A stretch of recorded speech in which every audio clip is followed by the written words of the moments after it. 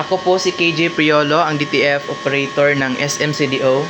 Nagamit po itong machine ng 7 araw na may total na 31 meters. Ito po ang printer head. At ito naman po yung capping.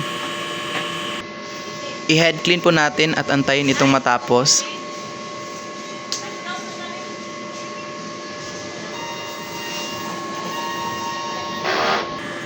Pagkatapos po ma-head clean, punasan po yung wiper.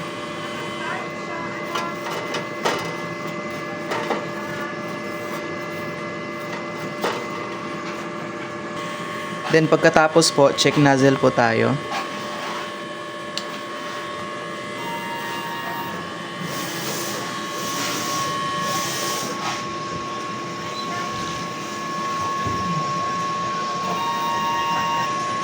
Maayos naman po.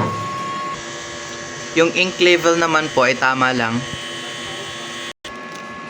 Yung waste tank.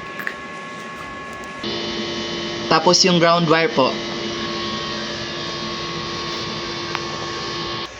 Ito po yung stocks ng used ink. Tapos ito naman po yung sa unused ink. Sa powder po. At yung sa film.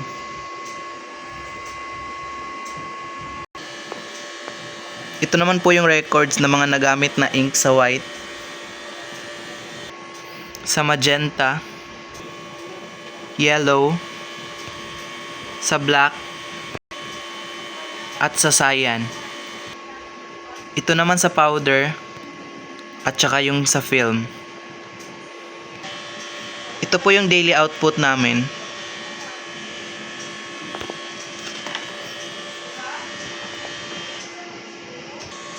And yung sa daily checklist po. Yun lang po. Thank you.